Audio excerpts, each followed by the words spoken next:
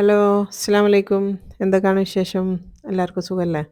ഇന്നത്തെ വീഡിയോ ഒരു നോമ്പുറ തന്നെയാണ്. പക്ഷെ അത് നമ്മള് വീട്ടിൽ വന്നിട്ടുള്ള ഒരു നോമ്പുറല്ല. നമ്മളൊരു പാർസൽ കൊടുത്തയക്കുന്ന ഒരു നോമ്പുറിൻ്റെ വിശേഷങ്ങളാണ് ട്ടോ. അപ്പോൾ ഒരുപാട് റെസിപ്പികളുണ്ട്. എല്ലാവർക്കും ഇഷ്ടാവും. അതുപോലെ തന്നെ ഇഷ്ടമായിണെങ്കിൽ ലൈക്ക് ചെയ്യാനും ഷെയർ ചെയ്യാനും നിങ്ങളെ കമൻറ്റ്സ് അറിയിക്കാനും ഒന്നും മറന്നു പോകരുത് ട്ടോ. ഇന്ന് ഞാൻ ഉണ്ടാക്കുന്ന സ്പെഷ്യൽ സാധനം എന്ന് പറയുന്നത് കോഴിപ്പിടിയാണ്. മെയിൻ ഫുഡായിട്ട് ഉണ്ടാക്കുന്നത് കോഴിപ്പിടിയാണ്. പിന്നെ കുറച്ച് സ്നാക്കുകളാണ് ഇന്നത്തെ സ്പെഷ്യൽ എന്ന് പറയുന്നത് ട്ടോ. അപ്പോൾ എല്ലാവരും കണ്ടു നോക്കുക. കണ്ടു നോക്കിയിട്ട് നിങ്ങളുടെ അഭിപ്രായങ്ങളൊന്നും പറയാൻ മറന്നു വരുതേ. അപ്പോൾ നമുക്ക് വീഡിയോയിലേക്ക് പോയാലോ?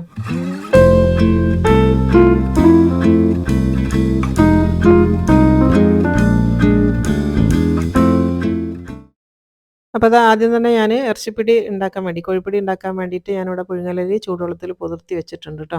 അപ്പോൾ അത് നല്ല തിള വരുന്ന ഒരു പാകം വെള്ളമായി കഴിഞ്ഞാൽ അതിലേക്ക് അരി ഇട്ടിട്ട് തീ ഓഫ് ചെയ്ത് മൂടി വെക്കുക ട്ടോ. അങ്ങനെ ഞാൻ തലേന്ന് തന്നെ കുതിർത്തി വെച്ചിട്ടുള്ള പുഴുങ്ങലരിയാണ്. ഏത് ചോറാണോ നിങ്ങൾ സാധാരണ ഉണ്ടാക്കുന്നതെന്ന് വെച്ചാൽ പുഴുങ്ങലരിൻ്റെ ഏത് അരി ഉപയോഗിക്കാം ട്ടോ.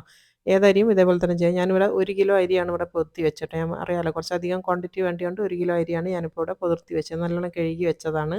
ഇതിപ്പോൾ ഞാൻ വെറുതെ വെള്ളം മാത്രം ചേർത്തിട്ട് അരച്ച് കൊണ്ടുവന്നതാണ് ട്ടോ. ഞാൻ ആ കാണിച്ച അരി വേറൊന്നും ഇതിൽ ചേർത്തിട്ടില്ല. വെള്ളം ചേർത്ത് മിക്സിയിൽ നന്നായിട്ട് മഷി പോലെ അരച്ച് കൊണ്ടുവന്നതാണ്. ഇനി ഇതിലേക്ക് ഉപ്പ് ഇട്ട് കൊടുക്കട്ടെ. ഈ ഒരു അരിയിലേക്ക് വേണ്ട ഉപ്പ് ഞാനിപ്പോൾ ഒരു 3 ടീസ്പൂൺ ഉപ്പാണ് ചേർത്ത് കൊടുക്കുന്നത്. കറക്റ്റാണ് കേട്ടോ. ഒരു 3 ടീസ്പൂണോളം കറക്റ്റ് ചേർത്ത് കൊടുത്താണ്. പിന്നെ ഇതിലേക്ക് ചേർത്ത് കൊടുക്കേണ്ടതെന്ന് പറഞ്ഞാൽ അരിപ്പൊടിയാണ്. അരിപ്പൊടി എന്ന് പറയുന്നത് ഒറോട്ടിപ്പൊടി ട്ടോ. നമ്മളെ പുഴുങ്ങലരിൻ്റെ പൊടി തന്നെയാണിത്. ഞാൻ എപ്പോഴും പറയുന്നത് തന്നെയാണ്. സ്ഥിരമായി കാണുന്ന ആൾക്കാർക്ക് പിന്നെയും പിന്നെയും ബോറടിക്കണ്ട. പുഴുങ്ങലരിൻ്റെ പൊടി തന്നെ ഒറോട്ടിപ്പൊടി ചേർത്ത് കൊടുത്തിട്ട് ഇതൊന്ന് മിക്സ് ചെയ്തെടുക്കണം ട്ടോ. അപ്പോൾ കംപ്ലീറ്റ് ഫുള്ള് പുഴുങ്ങലരി തന്നെയാണ് ട്ടോ അരച്ചതും പൊടി ചേർക്കുന്നതും. എന്നിട്ട് ഇതിനൊരു കറക്റ്റ് അളവ് നമുക്ക് പറയാൻ വേണ്ടി പറ്റില്ല. കൈകൊണ്ട് കുഴച്ച് നോക്കുക. അതിനനുസരിച്ചാണ് പൊടി നമ്മൾ ചേർത്ത് കൊടുക്കേണ്ടത്. നമുക്ക് കയ്യിൽ എടുത്തിട്ട് ഉരുട്ടാൻ പറ്റുന്ന പാകത്തിലായിരിക്കണം. ആ പാകം ആകുന്ന വരെയാണ് നമ്മൾ ഇതിലേക്ക് പൊടി ചേർത്ത് കൊടുക്കേണ്ടത് കേട്ടോ. അപ്പോൾ അത് നന്നായിട്ടൊന്ന് മിക്സ് ചെയ്ത് കൊടുക്കുക. എന്നിട്ട് പോരാൻ തോന്നുകയാണെങ്കിൽ കുറച്ചും കൂടെ പൊടി ഇട്ട് കൊടുക്കുക. ഇതിപ്പോൾ കറക്റ്റാണ് കേട്ടോ. കയ്യിലൊട്ടുന്നില്ല എന്നുള്ള ഒരു പാകത്തിലാവണം. അതിപ്പോൾ കാണുന്നില്ല. അപ്പോൾ അത് കയ്യിലൊട്ടുന്നില്ല. നമുക്ക് ഇങ്ങനെ എടുത്തിട്ട് ഉരുട്ടാനും ഇതാക്കാനും ഷേപ്പ് ചെയ്യാനൊക്കെ പറ്റുന്ന ഒരു പാകത്തിലായിട്ടുണ്ട്. ഇങ്ങനെ ആകുന്ന വരെയാണ് നമ്മൾ ഇതിലേക്ക് പൊടി ചേർത്ത് കുഴച്ചെടുക്കേണ്ടത് കേട്ടോ. ഇനിയിപ്പോൾ ഇതിനെ നമ്മൾ ഉരുട്ടിയെടുക്കണം. അപ്പോൾ നമ്മൾ സ്റ്റീം ചെയ്യാനുള്ള പാത്രം എടുക്കുക കേട്ടോ. ഞാനിപ്പോൾ ഈ ഒരു ഓട്ടപാത്രത്തിൽ വെച്ചിട്ടാണ് സ്റ്റീം ചെയ്യൽ. അപ്പോൾ നന്നായിട്ട് പെട്ടെന്ന് ആയി കിട്ടും. ഫുള്ളായിട്ട് ഓട്ടം ഉള്ളതുകൊണ്ട് തന്നെ. അപ്പോൾ ദാ ആ ഒരു പാത്രം ഞാനൊന്ന് ഓയിലൊന്ന് തേച്ച് കൊടുത്തിട്ടുണ്ട്. ഉള്ളിൽ ഫുള്ളായിട്ടൊന്ന് ഓയിലൊന്ന് ഗ്രീസ് ചെയ്ത് കൊടുത്താണ്. കയ്യിലും ഓയിലൊന്ന് ആക്കിയതിൻ്റെ ശേഷം അതിൽ നിന്ന് ഓരോ ഉരുള അരി എടുക്കുക കേട്ടോ. അരച്ച അരി എടുത്തിട്ട് നന്നായിട്ട് ഇങ്ങനെ ഒന്ന് ഉരുട്ടിയെടുക്കുക. എന്നിട്ട് സിമ്പിളാണ്. ഇങ്ങനെ ചെറിയ ചെറിയ പീസ് എടുത്തിട്ട് ജസ്റ്റ് ഒന്ന് ഇങ്ങനെ കൈ കൊണ്ടൊന്ന് ഇങ്ങനെ ഉരുട്ടിയിടുക. പിന്നെ ഈ കോഴിപ്പൊടി ഉണ്ടാക്കുന്ന സമയത്ത് നമ്മൾ സാധാരണ മധുരത്തിന് ഇത് വെച്ചിട്ട് നമ്മളിങ്ങനെ പായസമൊക്കെ ഉണ്ടാക്കുമല്ലോ. അപ്പോൾ പായസമൊക്കെ ഉണ്ടാക്കുമ്പോൾ വളരെ ചെറുതായിരിക്കണം. പക്ഷേ നമ്മൾ കോഴിപ്പൊടി മറ്റേ ഇറച്ചിപ്പൊടിയൊക്കെ ഉണ്ടാക്കുന്ന സമയത്ത് കുറച്ച് വലുതായിരിക്കണം കേട്ടോ. അതാണ് വ്യത്യാസമുള്ളൂ. മറ്റേത് നമ്മൾ മാക്സിമം ചെറുതാക്കിയിട്ടുണ്ടാക്കും. ഇത് കുറച്ചൊരു വലുപ്പത്തിലാണ് നമുക്ക് ഈ ഒരു പിടി വേണ്ടത്. കാരണം ഇറച്ചിൻ്റെ കൂടെ ഇട്ടിട്ട് നമ്മളിത് തിളപ്പിക്കാനുള്ളതാണ്. അപ്പോൾ ദാ ഈ ഒരു രീതിയിൽ കംപ്ലീറ്റ് ഒന്ന് ഉരുട്ടിയെടുക്കുക. ഇപ്പോൾ തന്നെ കംപ്ലീറ്റ് ഉരുട്ടിയെടുത്തിട്ടുണ്ട്. അതിൻ്റെ പകുതിയാണിത്. പകുതി വേറൊരു പാത്രത്തിലും കൂടി ഉണ്ട് ട്ടോ. പകുതി ഇങ്ങനെയാണ്. 2 പാത്രത്തിൽ വെച്ചിട്ടാണ് ഞാനിപ്പോൾ ഇത് വേവിച്ചെടുക്കുന്നത് ട്ടോ. അപ്പോൾ ദാ ഞാൻ ഫുള്ളായിട്ട് ഇങ്ങനെ ആക്കിയതിൻ്റെ ശേഷം ദാ സ്റ്റീമറിൽ വെള്ളം വെച്ചിട്ടുണ്ട്. അതൊന്ന് തിളച്ചതിൻ്റെ ശേഷം ദാ അതിൻ്റെ തട്ട് വെച്ച് കൊടുക്കുക. എന്നിട്ട് അടുത്ത തട്ട് വെച്ചതിന് ശേഷം അതിൻ്റെ മേലെയാണ് ഞാൻ ഈ ഒരു പാത്രം വെച്ച് കൊടുക്കുന്നത് ട്ടോ. ഇങ്ങനത്തെ 2 ഉണ്ട്. അപ്പോൾ 2 സ്റ്റീമറിലാണ് ഞാനിതുപോലെ ചെയ്തെടുക്കുന്നത്. ഇനി ഇത് 1 മണിക്കൂറാണ് ഞാനിത് ചെറിയ തീയിൽ വേവിച്ചെടുക്കുന്നത് ട്ടോ.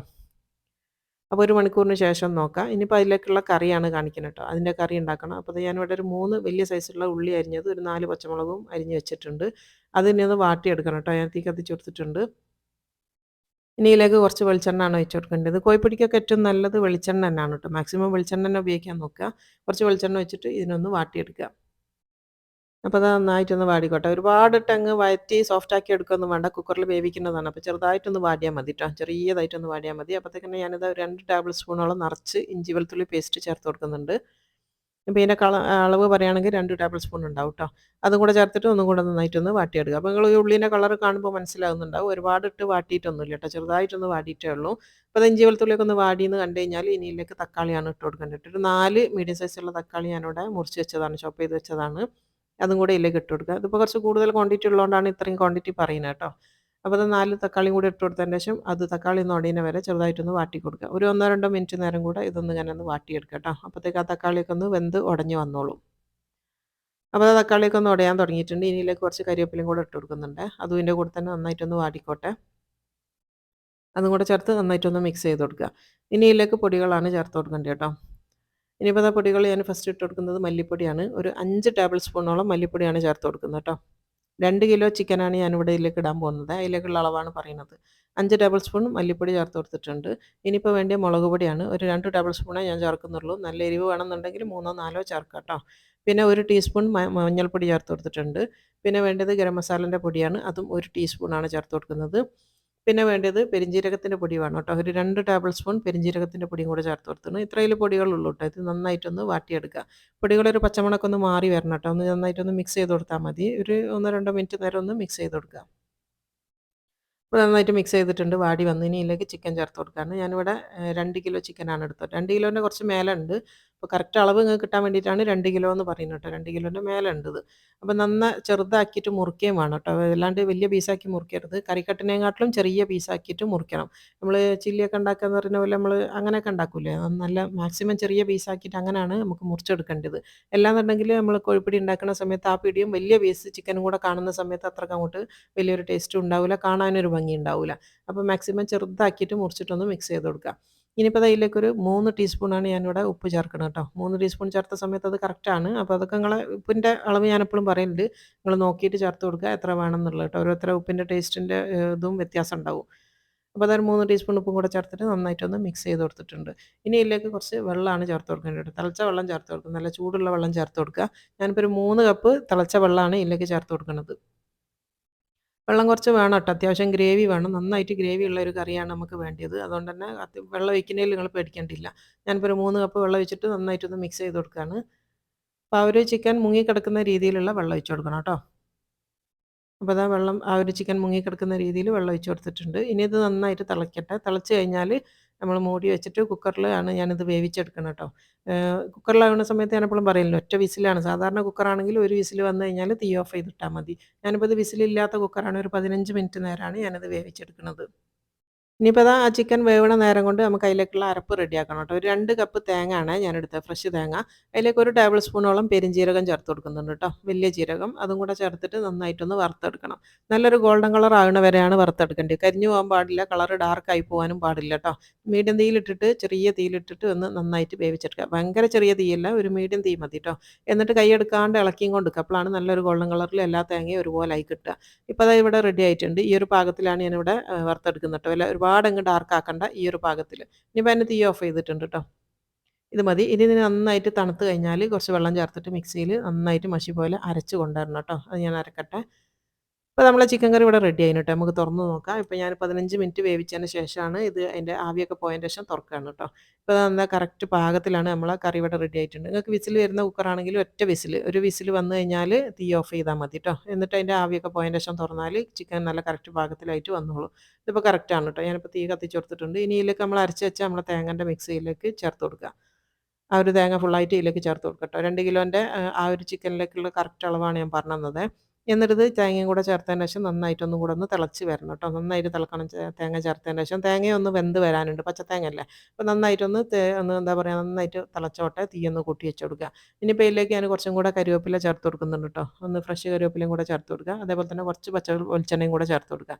ഒരു സ്പൂണൊക്കെ മതിയിട്ട്, 1 ടേബിൾ സ്പൂൺ പച്ച വെളിച്ചെണ്ണയും കൂടെ ചേർത്ത് കൊടുക്കുക. അപ്പോൾ അത് അതും കൂടെ ചേർത്തതിന് ശേഷം നന്നായിട്ടൊന്ന് തിളച്ചോട്ടെ. തിള വന്നു കഴിഞ്ഞാൽ നമുക്ക് തീ ഓഫ് ചെയ്യാം. ഇതാണ് നമുക്ക് പിടിയിലേക്ക് ചേർക്കാനുള്ള കറി കേട്ടോ. ഈ ഒരു സെയിം മെത്തേഡ് വെച്ചിട്ട് തന്നെ ബീഫ് വെച്ചിട്ടും ചെയ്യാം കേട്ടോ. ബീഫോ മട്ടനോ എന്ത് വെച്ചിട്ടും ചെയ്യാം. ഞാനിപ്പോൾ ചിക്കൻ വെച്ചിട്ട് കാണിച്ചു തന്നേ ഉള്ളൂ കേട്ടോ. സെയിം തന്നെയാണ് റെസിപ്പി. അപ്പോൾ അത് നന്നായിട്ട് തിളച്ചിട്ടുണ്ട്. നന്നായിട്ട് തിളച്ചതിന് ശേഷം നമ്മൾ തീ ഓഫ് ചെയ്യുക. എന്നിട്ട് ഇത് മൂടി വെക്കാം കേട്ടോ. അപ്പോൾ നമ്മളെ കറി ഇവിടെ റെഡി ആയിന്. ഇതാണ് നമ്മൾ പിടിയിലേക്ക് ചേർത്ത് കൊടുക്കുക. ഇനിയിപ്പോൾ നമ്മൾ പിടി ഞാൻ 1 മണിക്കൂർ വേവിച്ചതിന് ശേഷം നല്ല തണുത്തതിന് ശേഷം അതാ ഓരോന്നോരോന്നായിട്ട് ഇളക്കി വലിയൊരു ചെമ്പിലേക്ക് മാറ്റി കൊടുത്താണ് കേട്ടോ. അപ്പോൾ ഇങ്ങനെ എന്താ പറയുക, നമ്മൾ തീ ഓഫ് ചെയ്തതിന് ശേഷം പെട്ടെന്ന് തന്നെ ഇത് പാത്രത്തിൽ നിന്ന് എടുക്കാൻ നോക്കരുത് കേട്ടോ. അപ്പോൾ ഇങ്ങനെ ഒരു ഒട്ടൽ പോലെ ഉണ്ടാവും. ഇത് നല്ലോണം ഒന്ന് ചൂടാറണം. ചൂടാറി കഴിഞ്ഞാലാണ് നമുക്കിങ്ങനെ ഓരോന്നോരോന്നായിട്ട് എടുക്കാൻ വേണ്ടി പറ്റുക. ഇതിപ്പോൾ ഞാനിവിടെ ലിയാനൊന്നുമില്ല, എല്ലാവരും ഡ്യൂട്ടിയിലായതുകൊണ്ട് ബാസിനെ കൊണ്ട് ചെയ്യിപ്പിച്ചതാണ് കേട്ടത്. അതാ ആ ഒരു പിടിയിലേക്ക് നമ്മൾ ഉണ്ടാക്കി വെച്ച നമ്മളെ കറിയിലേക്ക് ഒഴിച്ച് കൊടുക്കട്ടോ. ഈ കറി ഒഴിക്കണ കാണുന്ന സമയത്ത് നിങ്ങൾക്ക് തോന്നും ഒരുപാട് കറി ഉണ്ടോ ഇത് എന്നുള്ളത്. ഇത്ര കറി വേണം, എന്നാലാണ് ടേസ്റ്റ് ഉണ്ടാവുക കേട്ടോ. ഗ്രേവി നല്ലോണം വേണം ഈ ഒരു പിടി ഉണ്ടാക്കുന്ന സമയത്ത്. സാധാരണ നമ്മളൊരു എന്താ പറയുക, അണപ്പത്തിലോ അല്ലെങ്കിൽ നമ്മൾ കക്കറോട്ടി എന്ന് പറയുന്നത് അത് ഉണ്ടാക്കുന്ന പോലത്തെ ആ ഒരു സെയിം ഇതല്ല കേട്ടോ. ഇത് കുറച്ച് കൂടുതൽ ഗ്രേവി ഇതിന് വേണം. അപ്പോൾ അത് നന്നായിട്ട് കറി ഒഴിച്ച് കൊടുത്തിട്ടുണ്ട്. ഇനി ഇത് നന്നായിട്ടൊന്ന് മിക്സ് ചെയ്യുക. നമ്മൾ 1 മണിക്കൂർ നേരം ഈ പിടി വേവിച്ചുകൊണ്ട് തന്നെ ഇത് നമ്മൾ ഇളക്കണ സമയത്ത് പൊട്ടിപ്പോവുക ഒന്നും ചെയ്യൂല കേട്ടോ. ശരിക്ക് ചിലർ പറയും ഇത് 1 മണിക്കൂറൊന്നും വേവേണ്ട, ഒരു 10 10-20 മിനിറ്റ് വെന്താൽ തന്നെ റെഡി ആയിരിക്കും എന്ന് പറയും. അങ്ങനെ ഉണ്ടെങ്കിൽ നിങ്ങൾക്ക് അത്രയും നേരം വേവിച്ചാൽ മതി ട്ടോ. ഞാൻ പിന്നെ അണപ്പത്തിരി ആയാലും പുറത്തപ്പത്തിരി ആയാലും ഇതൊക്കെ കുറച്ചധികം വേവിക്കലുണ്ട്. എന്നാലും ഉടഞ്ഞു പോകുമെന്നുള്ളൊരു പേടിയൊന്നുമില്ല. നല്ലതുമാണ്. അപ്പോൾ അതുകൊണ്ട് തന്നെയാണ് ഞാൻ കുറച്ച് കൂടുതൽ നേരം വേവിച്ചെടുക്കുന്നത്. ഇപ്പോൾ അത് തിള വരാൻ തുടങ്ങി. ഇതിപ്പോൾ കണ്ടില്ലേ ഓരോ ഭാഗത്തു നിന്ന് ഇങ്ങനെ പൊന്തി വരുന്നത് നന്നായിട്ട് തിളക്കട്ടെ. തിളച്ച് കഴിഞ്ഞാൽ നമ്മളിത് തീ ഓഫ് ചെയ്യുകയാണ് ചെയ്യുക ട്ടോ.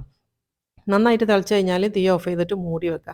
ഒരു 10-20 മിനിറ്റ് നേരം നമ്മളിതൊന്ന് മൂടി പുറത്ത് വെക്കണം കേട്ടോ. അപ്പോഴാണ് ഇത് കംപ്ലീറ്റ് സെറ്റായിട്ട് വരിക. ഈ ഒരു ഗ്രേവി മൊത്തം ഉണ്ടല്ലോ അത് ഫുള്ള് നമ്മളെ പിടി വലിച്ചെടുക്കും.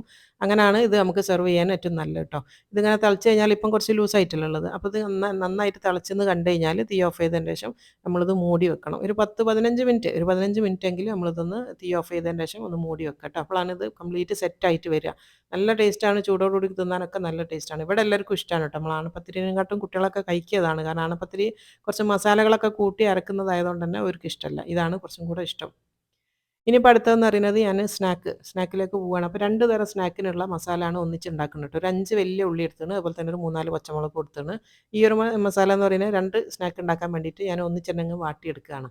അപ്പോൾ അതാ ഒന്ന് ആദ്യം എണ്ണ ഒഴിക്കുന്നതിൻ്റെ മുന്നേ ഒന്ന് ചൂടാക്കി ഒന്നെടുക്കുക. അപ്പോൾ ഈ ഉള്ളിയിൽ വെള്ളം ഉണ്ടെങ്കിൽ ആ വെള്ളം ഒന്ന് വറ്റിക്കോളും. അതിന് ശേഷം നമുക്ക് ഇതിലേക്ക് ഓയിൽ ഒഴിച്ച് കൊടുക്കുക. ഒരു 2-3 ടേബിൾ സ്പൂൺ ഓയിൽ ഒഴിച്ച് കൊടുക്കുക. എന്നിട്ട് ഇതൊന്ന് വാട്ടിയെടുക്കുക. ഇപ്പോൾ അതാ ഈ ഒരു രീതിയിൽ മതി ട്ടോ. ഒരുപാടിട്ട് വാട്ടിയെടുക്കേണ്ട, ഈ ഒരു പാകത്തിൽ മതി. ഇങ്ങനെ ആയിക്കഴിഞ്ഞാൽ ഇതിലേക്ക് ഒരു ടേബിൾ സ്പൂൺ ഇഞ്ചി വെളുത്തുള്ളി പേസ്റ്റും കൂടെ ചേർത്ത് കൊടുക്കുക.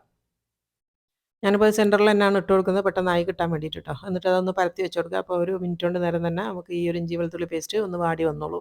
ഇപ്പോൾ അത് ഇഞ്ചി വെളുത്തുള്ളിയൊക്കെ നന്നായിട്ടൊന്ന് വാടി വന്നാണ്. ഇതിനെ നന്നായിട്ട് കംപ്ലീറ്റ് മിക്സ് ചെയ്ത് കൊടുക്കുക ട്ടോ. ഈ ഒരു ഉള്ളിയായിട്ട് നന്നായിട്ട് മിക്സ് ചെയ്ത് കൊടുക്കുക.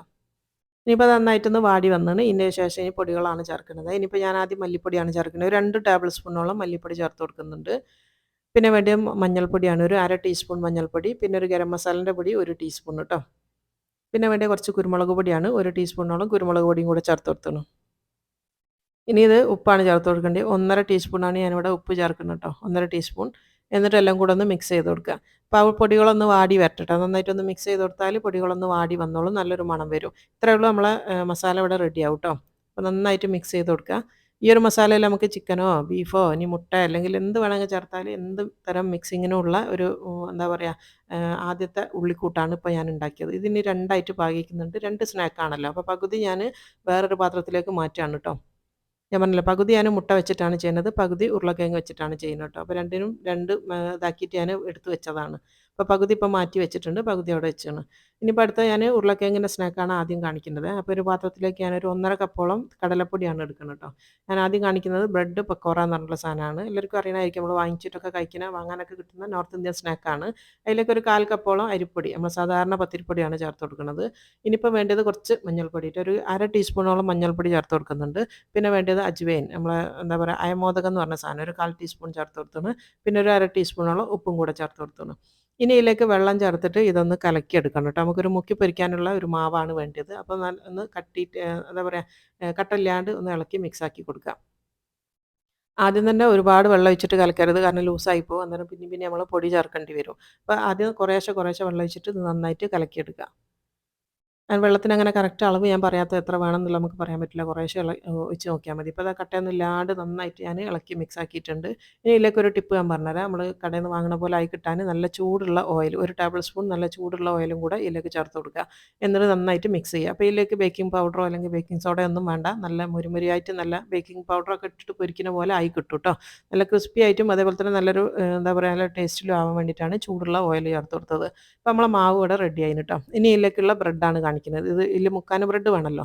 അപ്പോൾ നമ്മൾ കുറച്ച് ബ്രെഡ് എടുത്ത് വെച്ചിട്ടുണ്ട്. ബ്രെഡിനെ ഇനി നമുക്ക് ഇഷ്ടമുള്ള ഷേപ്പിൽ മുറിക്കാം കേട്ടോ. ഏത് ഷേപ്പിൽ വേണമെങ്കിലും മുറിച്ചെടുക്കാം. സാധാരണയായിട്ട് നമ്മൾ കടയിൽ നിന്ന് വാങ്ങിക്കാൻ കിട്ടുന്ന ബ്രെഡ് പക്കോറ എന്ന് പറയുന്നത് ഇങ്ങനെയാണ് കേട്ടോ. ഈ ഒരു ജസ്റ്റ് ഒന്ന് ട്രയാങ്കിൾ ആയിട്ട് മുറിക്കും. ഇങ്ങനെ ട്രയാങ്കിൾ ആയിട്ട് മുറിച്ചിട്ട് ഈ ഒരു വലുപ്പത്തിലാണ് നമുക്ക് കടയിൽ നിന്ന് വാങ്ങിക്കാൻ കിട്ടുക. പുറത്തുനിന്ന് വാങ്ങിക്കാൻ കിട്ടുന്ന വലുപ്പം എന്ന് പറയുന്നത് ഈ ഒരു വലുപ്പത്തിലാണ് കേട്ടോ. ഇങ്ങനെയാണ് ഈ ഒരു ഷേപ്പിലാണ് ഉണ്ടാവുക. അപ്പോൾ ഞാനിപ്പോൾ ഇതിവിടെ എന്താ ചെയ്യണമെന്ന് വെച്ചാൽ ഇതിനെ ഒന്നുകൂടെ ഒന്ന് മുറിക്കുന്നുണ്ട്. പകുതിയാക്കുന്നുണ്ട് കേട്ടോ. കുറച്ചും കൂടെ ചെറുതാക്കിയിട്ടാണ് ഞാൻ ഉണ്ടാക്കുന്നത്. അപ്പോൾ ഒന്നും കൂടെ ഇതിൻ്റെ സെൻറ്ററിൽ മുറിച്ചെടുത്താൽ കുറച്ചും കൂടെ ചെറിയ ഒരു ട്രയാങ്കിൾ ആയിട്ട് കിട്ടും. അപ്പോൾ ഈ ഒരു രീതിയിലാണ് ഞാനിപ്പോൾ മുറിക്കുന്നത്. അപ്പോൾ അത് കണ്ടില്ലേ ഈ ഒരു ഇത്രയും വലുപ്പം മതി. നമുക്ക് നോമ്പുറൊക്കെ ഉള്ളതായതുകൊണ്ട് ഒരുപാട് വലുപ്പത്തിൽ നമുക്ക് വേണ്ട. ഈ ഒരു വലുപ്പത്തിൽ മതി. അപ്പോൾ ഇതുപോലെ നിങ്ങൾക്ക് എത്ര വേണം ബ്രെഡ് എന്ന് വെച്ചാൽ അത്രയും ബ്രെഡ് മുറിച്ച് വെക്കുക. അപ്പോൾ ഞാൻ കംപ്ലീറ്റ് ബ്രെഡ് ഇവിടെ മുറിച്ച് വെച്ചിട്ടുണ്ട് കേട്ടോ. ഈ ഒരു ഇതിൽ ഇങ്ങനെ ഇത്രയും മുറിച്ച് വെക്കുക.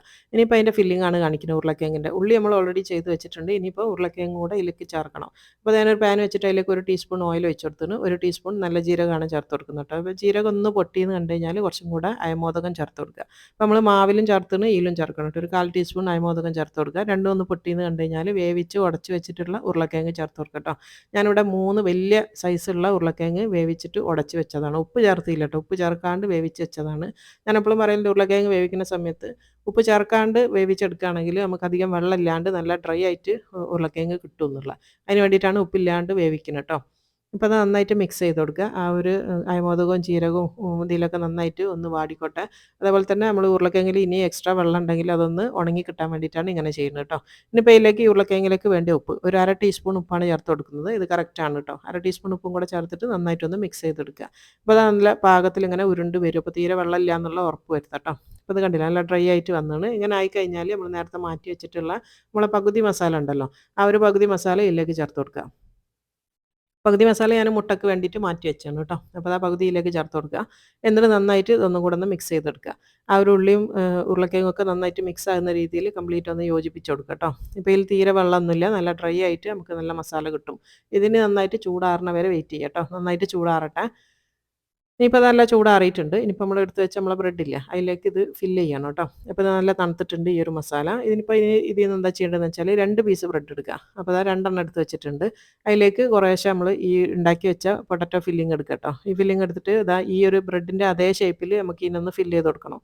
അതേ ഷേപ്പിൽ കേട്ടോ. ആ ഒരു ട്രയാങ്കിൾ ഷേപ്പിൽ ഫില്ലിങ് വെച്ച് കൊടുക്കുക. പിന്നെ ഈ ഫില്ലിങ് കുറച്ച് വെള്ളമായി പോയി കഴിഞ്ഞാൽ നമ്മൾ പൊരിക്കുന്ന സമയത്ത് എണ്ണ കുടിക്കും കേട്ടോ. അതുകൊണ്ടാണ് നല്ല ഡ്രൈ ആക്കണം എന്ന് പറയുന്നത്.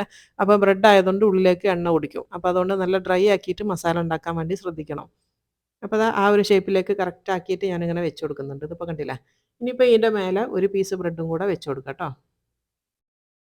അടുത്ത പീസിൻ്റെ മേലെ വെച്ചിട്ട് ജസ്റ്റ് ഒന്ന് പ്രസ് ചെയ്ത് കൊടുക്കുക. എന്നിട്ട് ഒന്നും കൂടെ ഒന്ന് ഫില്ലിങ് എല്ലായിടത്തും ഒരേപോലെ രണ്ടും കൂടെ പിടിച്ചിട്ട് വെച്ച് കൊടുക്കുക. അപ്പോൾ രണ്ടും അവിടെ ഒട്ടിയിട്ട് അവിടെ നിന്നോളൂ. അപ്പോൾ അത് കണ്ടില്ലേ സെൻറ്ററിൽ ആ ഒരു മസാല ഇത് അപ്പുറം ഇപ്പുറം ബ്രെഡായിട്ട് നിൽക്കും. ഇതുപോലെ തന്നെ കംപ്ലീറ്റ് ചെയ്തെടുക്കുക. ഇപ്പോൾ അത് കംപ്ലീറ്റ് എല്ലാ ബ്രെഡും ഞാൻ ഇതേപോലെ ഫില്ല് ചെയ്ത് വെച്ചിട്ടുണ്ട് കേട്ടോ. ഈ 2 പീസ് ബ്രെഡിൻ്റെ ഉള്ളിലാക്കിയിട്ട് ഇങ്ങനെ വെച്ചിട്ടുണ്ട്. അപ്പോൾ അത് എണ്ണ ചൂടാകാൻ വേണ്ടി വെച്ചിട്ടുണ്ട് കേട്ടോ. ഞാനിപ്പോൾ സമൂസ ഫുള്ളും പൊരിച്ച് കഴിഞ്ഞ് അതേപോലെ തന്നെ കട്ട്ലേറ്റും അവിടെ പൊരിച്ചുകൊണ്ട് നിൽക്കുന്നുണ്ട്. അപ്പോൾ അത് രണ്ടും ഞാൻ ഇതിൽ കാണിക്കുന്നില്ല, കുറേ കാണിച്ചതാണല്ലോ. അപ്പോൾ അത് കഴിഞ്ഞിട്ടുണ്ട്. ഇനി അടുത്തതാണ് ഞാൻ ബ്രെഡ് പക്കോറ ഉണ്ടാക്കണം. നമ്മൾ ഉണ്ടാക്കി വെച്ച മാവ് ഇതാ. ആ മാവിലേക്ക് നമ്മൾ ഫില്ല് ചെയ്ത് വെച്ചിട്ടുള്ള ബ്രെഡില്ല, ആദ്യം എല്ലാ സൈഡും ഒന്ന് മുക്കി കൊടുക്കുക കേട്ടോ. എല്ലാ സൈഡും ഒന്ന് ഫില്ല് ചെയ്തതിന് ശേഷം സെൻറ്ററിൽ മാവാക്കിയാൽ മതി. എന്നിട്ട് ഇതാ ഓരോന്നിങ്ങനെ കോരിയിട്ട് ഈ എണ്ണയിലേക്ക് ഇട്ടിട്ട് പൊരിച്ചെടുക്കുക. അപ്പോൾ നമ്മൾ ചൂടുള്ള ഓയിലും ഒഴിച്ചിന് അതേപോലെ തന്നെ കുറച്ച് നേരം വെക്കുകയും കൂടെ ചെയ്തുകൊണ്ട് നമ്മൾ ശരിക്കും ഇത് എന്താ പറയുക കടയിൽ നിന്ന് വാങ്ങിക്കുന്ന പോലെ അതുപോലെ നല്ല ക്രിസ്പി ആയിട്ടും അതുപോലെ നമ്മൾ ബേക്കിംഗ് സോഡ ഒക്കെ ചേർത്തിട്ട് ഉണ്ടാക്കുന്ന പോലെയാണ് ഉണ്ടാവുക. അതിനുള്ള ടിപ്പാണ് ഞാൻ പറഞ്ഞു തന്നത് കേട്ടോ. ഇനിയിപ്പോൾ നിങ്ങൾക്ക് ബേക്കിംഗ് സോഡ ചേർക്കണം എന്നുണ്ടെങ്കിൽ ചേർക്കട്ടോ. ആ ഓയിൽ ഒഴിവാക്കിയിട്ട് ചേർക്കണം എന്നുണ്ടെങ്കിൽ അങ്ങനെയും ചേർക്കാം. പിന്നെ ഈ ഇത് പൊരിക്കുമ്പോൾ ശ്രദ്ധിക്കേണ്ടതെന്ന് വെച്ചാൽ ഒരുപാട് തീ കുറച്ച് വെച്ചിട്ട് ചെയ്യരുത് കേട്ടോ. കുറച്ചൊരു തീ കൂട്ടി വെക്കണം, എന്നാലാണ് ഇത് നന്നാവുള്ളൂ. അല്ലെങ്കിൽ പെട്ടെന്ന് ഇത് എണ്ണ കുടിച്ച് പോകും. അപ്പോൾ നമ്മളെ ഫസ്റ്റത്തെ ബാച്ച് ഇവിടെ റെഡി ആയിന്. അത് നമ്മളിനി കോരിയെടുക്കാം. ചൂടോട് കഴിക്കാനൊക്കെ നല്ല ടേസ്റ്റാണ് കേട്ടോ. ഇത് ഒരു ശരിക്കും ഒരു സാൻഡ്വിച്ച് കഴിക്കുന്ന പോലാണ്. അതുപോലെ വെജിറ്റേറിയൻസിനൊക്കെ പറ്റുന്ന നല്ലൊരു സ്നാക്കും കൂടിയാണിത്. അപ്പോൾ അത് രണ്ടാമത്തെ ബാച്ച് ഇട്ട് കൊടുക്കുന്നുണ്ട്. ഇനിയിപ്പോൾ ഞാൻ 3 എണ്ണം വെച്ചിട്ട് ഇട്ട് കൊടുക്കുന്നുണ്ട് കേട്ടോ. പിന്നെ അതുപോലെ മുങ്ങിപ്പൊരിക്കാനുള്ള എണ്ണ വേണം കേട്ടോ. ഈ കാണുന്ന അത്രയും എണ്ണ വേണം. തീരെ എന്താ പറയുക എണ്ണ കുറച്ചിട്ട് ഉണ്ടാക്കിയാൽ ഈ മാവ് മൊത്തത്തിലൊന്നും മുങ്ങി കിട്ടൂല. അപ്പോൾ മാവ് എല്ലാ ഭാഗത്തും ഒരുപോലെ വെന്ത് കിട്ടണം. പിന്നെ അതിൻ്റെ ഉള്ളിലുള്ള സാധനങ്ങളൊന്നും വേവാനില്ല. പുറമേയുള്ള മാവ് മാത്രമേ നമുക്ക് വെന്ത് കിട്ടേണ്ടിയുള്ളൂ. അപ്പോൾ അതാ അപ്പുറവും ഇപ്പുറമൊക്കെ ഒന്ന് തിരിച്ചും മറിച്ച് വിട്ടിട്ട് ഒന്ന് വേവിച്ചെടുക്കുക. അപ്പോൾ രണ്ടാമത്തെ ബാച്ചും ഇവിടെ റെഡി ആയിന് കേട്ടോ. ഇത് നമുക്ക് എണ്ണയിൽ നിന്ന് കോരിയെടുക്കാം. ചൂടോടുകൂടി ഇതിന് ശരിക്കും നമ്മളെ ഗ്രീൻ ചട്നി ഇല്ലേ, പുതിന ചട്നി അതുപോലെ അങ്ങനത്തെ ചട്നിയൊക്കെ ഉണ്ടെങ്കിൽ അതിൻ്റെ കൂടെയൊക്കെ കൂട്ടി കഴിക്കാൻ നല്ല ടേസ്റ്റാണ് കേട്ടോ. ഇപ്പോൾ നോമ്പായതുകൊണ്ട് ഞാൻ ചട്നിയൊന്നും ഉണ്ടാക്കിയിട്ടില്ല. സെയിം ഇത് മാത്രമേ ഉണ്ടാക്കിയിട്ടുള്ളൂ. അല്ലെങ്കിൽ ഇതിൻ്റെ കൂടെ പുതിന ചട്നി ഉണ്ടെങ്കിൽ നല്ല ടേസ്റ്റാണ്. അപ്പോൾ അതവിടെ ഇവിടെ റെഡി ആയിന്. ഇനിയിപ്പോൾ അടുത്ത സ്നാക്ക് എന്ന് പറയുന്നത് പകുതി മസാല ഇല്ലേ, അത് വെച്ചിട്ട് ഞാൻ ചെയ്യണത് എന്താണെന്ന് വെച്ചാൽ നമ്മളെ പപ്സാണ് ഉണ്ടാക്കുന്നത്. അപ്പോൾ കഴിഞ്ഞ വീഡിയോയിൽ ഞാൻ ഈ ഒരു മുട്ട പപ്സ് കാണിച്ച സമയത്ത് അതിൽ കമൻസ് ഉണ്ടായിരുന്നു, അത് ഷീറ്റ് കാണിച്ചില്ലല്ലോ എങ്ങനെയാണ് ചെയ്തതെന്നൊന്നും കണ്ടില്ല എന്ന് പറഞ്ഞിട്ട്. അപ്പോൾ അതിന് വേണ്ടിയിട്ടാണ് ഞാനിപ്പോൾ ഈ ഒരു വീഡിയോ എടുത്തിട്ട്. ഞാൻ വാങ്ങുന്ന പഫ് പേസ്ട്രി എന്ന് പറയുന്നത് സുംബലൻ്റെ ആ ഒരു സാധനമാണ്, സൈഡിൽ കാണിക്കുന്നുണ്ട്. ആ ഒരു ബ്രാൻഡാണ് ഞാൻ വാങ്ങലിട്ട്. അതിൻ്റെ പ്രൊമോഷനൊന്നുമല്ല, ഞാൻ വാങ്ങുന്നത് കാണിച്ചെന്നേ ഉള്ളൂ. അപ്പോൾ ഇതിനിങ്ങനെ ഓരോന്നെടുത്തിട്ട് പുറത്ത് വെക്കുക. പുറത്ത് വെച്ചിട്ട് നമുക്ക് ഇങ്ങനെ ഇങ്ങനെ വളക്കാൻ പറ്റണം. ഇതിപ്പോൾ ഒരു വടി പോലെയല്ല ഉള്ളത്. അപ്പോൾ ഇങ്ങനെ ഈസി ആയിട്ട് വളക്കാൻ പറ്റുന്ന രീതിയിലാകുന്ന വരെയാണ് പുറത്ത് വെക്കേണ്ടത്. ഒരു 10 മിനിറ്റ് ഒക്കെ ടൈം എടുക്കും കേട്ടോ പുറത്ത് വെച്ചാൽ. ഒരു 10 മിനിറ്റ് കഴിഞ്ഞതിന് ശേഷമുള്ള ഞാൻ കാണിച്ചു തരാം. 10 മിനിറ്റ് കഴിഞ്ഞാൽ ഇങ്ങനെയാണ് ഉണ്ടാവുക. നമുക്ക് ഇഷ്ടമുള്ള ഷേപ്പിലേക്ക് ഒന്ന് മടക്കാനും അതുപോലെ തന്നെ വളയ്ക്കാനും ഒക്കെ പറ്റും. ഇങ്ങനെ ആകുന്ന വരെയാണ് ഇത് പുറത്ത് വെക്കേണ്ടത്. ഒരു 10-15 മിനിറ്റ് നേരം പുറത്ത് വെക്കേണ്ടി വരും. അപ്പോൾ അതങ്ങനെ നമ്മൾ തണുത്തതിന് ശേഷം ഇതിങ്ങനെ ഓരോ പാത്രത്തിലേക്ക് വെച്ച് കൊടുക്കുക. എന്നിട്ട് നമ്മൾ അടുത്ത മസാല പകുതി നമ്മൾ മാറ്റി വെച്ച മസാല ഇല്ലേ, ആ പകുതിയാണ് ഇട്ടത്. ഈ പകുതിയിലേക്ക് ഇനി ഞാൻ ചേർത്ത് കൊടുക്കുന്നത് മുട്ടയാണ്. മുട്ട ഞാനിവിടെ പുഴുങ്ങി പൊരിച്ച് വെച്ചിട്ടുണ്ട് ട്ടോ. കഴിഞ്ഞ വീഡിയോയിലുള്ളത് ഇങ്ങനെ അല്ലായിരുന്നു ട്ടോ. ഞാൻ പുഴുങ്ങിയിട്ട് മുട്ട നമ്മൾ കടയിൽ നിന്നൊക്കെ വാങ്ങിക്കുന്ന പോലെ ബേക്കറി പപ്സ് പോലെ പുഴുങ്ങിയിട്ട് ഒരു ഹാഫാക്കി മുറിച്ചിട്ട് ഈ ഉള്ളിൻ്റെ കൂടെ ഹാഫ് വെച്ചിട്ടാണ് കഴിഞ്ഞ പ്രാവശ്യം ഉണ്ടാക്കിയത്. ഇതിപ്പോൾ ഞാൻ പൊരിച്ചിട്ട് ഇതിൽ മിക്സ് ചെയ്ത് കൊടുക്കുകയാണ് ചെയ്യുന്നത്. എനിക്ക് രണ്ടും ഇഷ്ടമാണ് കേട്ടോ. അതും ഇഷ്ടമാണ് ഇതും ഇഷ്ടമാണ്. പക്ഷേ കൂടുതലും ഇഷ്ടം ഇതാണ്. ഈ ഒരു പൊരിച്ച് വെച്ചിട്ട് ഇതിൽ മിക്സ് ചെയ്തതിൻ്റെ സമയത്ത് എനിക്ക് കുറച്ചും കൂടെ ഇഷ്ടമാണ്. അതുകൊണ്ടാണ് ഞാൻ ഈ ഒരു ടൈപ്പിലാക്കിയത് ട്ടോ. അപ്പോൾ കുറച്ച് ദിവസം മുന്നേ ഉണ്ടാക്കിയ പപ്സ് എന്ന് പറയുന്നത് പുഴുങ്ങിയിട്ട് ഹാഫാക്കി മുറിച്ചെടുത്തതാണ്. അപ്പോൾ നിങ്ങളെ ഇഷ്ടം പോലെ ചെയ്യാം ട്ടോ. നിങ്ങൾക്ക് ഏതാണ് ഇഷ്ടം അതുപോലെ ചെയ്ത് കൊടുക്കുക.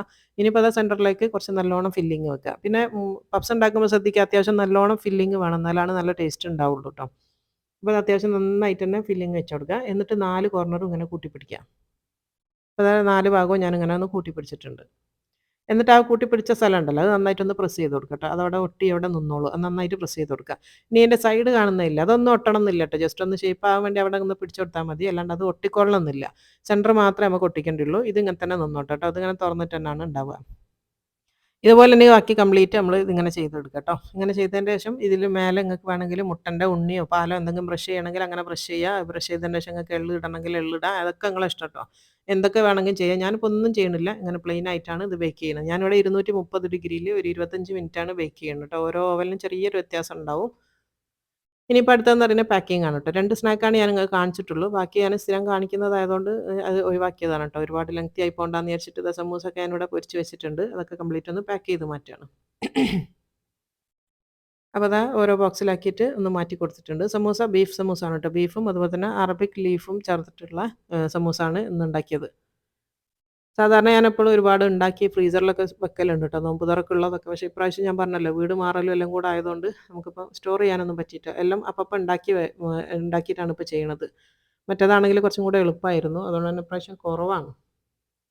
അപ്പോൾ അത് സമൂസയൊക്കെ പാക്ക് ചെയ്തിട്ടുണ്ട്. ഇനിയിപ്പോൾ അടുത്തതെന്ന് പറയുന്നത് അടുത്ത സ്നാക്ക് ഞാൻ ഇതാണ് കട്ട്ലറ്റാണ് ഉണ്ടാക്കിയത്. ബീഫ് കട്ട്ലറ്റ് തന്നെയാണ് കേട്ടോ. അതും ഇതൊരു ബോക്സിലാക്കിയിട്ട് നന്നായിട്ടൊന്ന് പാക്ക് ചെയ്ത് കൊടുക്കുക. അപ്പം ബീഫ് 4 തരം സ്നാക്കാണ് ഞാൻ ഉണ്ടാക്കിയത് കേട്ടോ. ഒന്ന് സമൂസ, ഒന്ന് കട്ട്ലേറ്റ്, അതുപോലെ തന്നെ ഒന്ന് ബ്രെഡ് പക്കോറ, അതേപോലെ തന്നെ മുട്ട പപ്സും. ഈ 4 തരമാണ് ഞാൻ ഉണ്ടാക്കിയത്. ഇനിയിപ്പോൾ നമ്മൾ ബ്രെഡ് വെച്ച് കൊടുക്കുക. ബ്രെഡ് ഞാൻ കണ്ടതിൽ പറഞ്ഞില്ലേ, ഈ ഒരു ചെറിയ സൈസിൽ നമ്മൾ മുറിച്ചിട്ട് വരെ ഇത്രയും വലിപ്പമുണ്ട്. അതുകൊണ്ടാണ് ഞാൻ ഫുള്ളായിട്ട് അത്രയും വലിയ ട്രയാങ്കിൾ വേണ്ടാന്ന് പറഞ്ഞിട്ട്. ഈ ഒരു സൈസിലാക്കിയാൽ തന്നെ ഇത്രയും വലിപ്പത്തിലാണ് ഈ ഒരു ബ്രെഡ് ഉണ്ടാവുക. അപ്പോൾ അതാ അതും പാക്ക് ചെയ്തിട്ടുണ്ട്. ഇനി ഇതാ മുട്ട പപ്സ്. ഇത് ബേക്ക് ചെയ്തിട്ട് നിങ്ങൾ കണ്ടില്ലല്ലോ, ഇങ്ങനെയാണ് ഉണ്ടാവുക കേട്ടോ. ബേക്ക് ചെയ്ത് കഴിഞ്ഞാൽ നല്ല മുരുമുരാന്നായിട്ട് വരും. ഇത് നമുക്ക് ചെമ്പിലും ബേക്ക് ചെയ്യാം കേട്ടോ. കുക്കറിലൊക്കെ ബേക്ക് ചെയ്യാം. എങ്ങനെ വേണമെങ്കിലും ബേക്ക് ചെയ്തെടുക്കാം. ഇപ്പോൾ ഇതാ നമ്മൾ മുട്ട പപ്സും പാക്ക് ചെയ്യുന്നുണ്ട്. ഇതും നല്ല ടേസ്റ്റാണ് കേട്ടോ. ഞാൻ പറഞ്ഞല്ലോ, നിങ്ങൾക്ക് നിങ്ങളെ ഇഷ്ടം പോലെ മുട്ട പുഴുങ്ങിയിട്ട് വെക്കണമെങ്കിൽ അങ്ങനെയും വെക്കാം. ഞാനിപ്പോൾ കാണിച്ച പോലെ പൊരിച്ചിട്ട് വെക്കണമെങ്കിൽ അങ്ങനെയും ചെയ്യാം. ഇനിയിപ്പോൾ അടുത്തതെന്ന് പറയുന്നത് ഞാനിപ്പം കോഴിപ്പൊടി ഇറച്ചിപ്പൊടി എന്ന് തന്നെ പറഞ്ഞു പോണത്. കോഴിപ്പൊടിയാണ് പാക്ക് ചെയ്യണത്. നല്ല ടേസ്റ്റാണ് കേട്ടോ ഈ ഒരു കോഴിപ്പൊടി. അടിപൊളിയാണ്. ഇവിടെ എല്ലാവർക്കും മക്കളൊക്കെ തിന്നണ ഒരു സാധനമാണ്. അല്ലെങ്കിൽ സാധാരണ ആണപ്പത്തിരിയും പുറത്തെപ്പത്തിരിയൊക്കെ ഞാൻ ഉണ്ടാക്കൽ കുറവാണ്. കാരണം എന്താണെന്ന് വെച്ചാൽ കുട്ടികൾ കഴിക്കൂല. പിന്നെ അസ്ലങ്ങൾക്കും വലിയ താല്പര്യമില്ല. കാരണം അരിയിൽ ഒരുപാട് പട്ടയും ഗ്രാമ്പും ഏലക്കായും തേങ്ങയും എല്ലാം കൂടെ വരുന്നതുകൊണ്ട് ഇവർക്ക് അത്ര വലിയ താല്പര്യമില്ല. കഴിക്കും, ഒന്നും ഇല്ലയെന്നൊന്നും പറയില്ല, കഴിക്കും. പക്ഷേ കുട്ടികൾ തീരെ തൊടൂല. അസ്ലങ്ങ പിന്നെയും കുറച്ച് കഴിക്കും. ഇതാകുമ്പോൾ നല്ല ഇഷ്ടമാണ്. ഇതിന് ഒരുപാട് മസാലകളൊന്നും ഇല്ലാത്തതുകൊണ്ട് തന്നെ എല്ലാവർക്കും ഇഷ്ടമാണ്. അപ്പോൾ നമ്മൾ ഇറച്ചിപ്പൊടിയും എല്ലാം പാക്ക് ചെയ്തിട്ടുണ്ട്. അപ്പോൾ ഇതൊക്കെയാണ് ഇന്നത്തെ വിശേഷങ്ങൾ കേട്ടോ. അപ്പോൾ ഒരു പാർസൽ നോമ്പുറാണ് കാണിച്ചത്. അപ്പോൾ എല്ലാവർക്കും ഇഷ്ടമായിട്ടുണ്ടാകുമെന്ന് വിചാരിക്കുന്നു. അപ്പോൾ നോമ്പായിട്ട് ഇറച്ചിപ്പൊടി ഒന്നും ഉണ്ടാക്കാത്ത ആളുണ്ടെങ്കിൽ ഒന്ന് ട്രൈ ചെയ്ത് നോക്കട്ടോ. നോമ്പിന് പറ്റിയൊരു സാധനമാണ് ഈ ഒരു കോഴിപ്പൊടി ഇറച്ചിപ്പൊടിയൊക്കെ. അപ്പോൾ എല്ലാവരും ഇഷ്ടമായിട്ടുണ്ടെങ്കിൽ ലൈക്ക് ചെയ്യാനും ഷെയർ ചെയ്യാനും കമൻറ്റ് ചെയ്യാനും ഒന്നും മറന്നു പോകരുത്. അപ്പോൾ ഇൻഷാ അല്ലാഹ് ഇനി അടുത്ത നല്ലൊരു വെറൈറ്റി വീഡിയോ ആയിട്ട് അടുത്തതിൽ കാണുന്നത് വരെ അസ്സലാമു അലൈക്കും.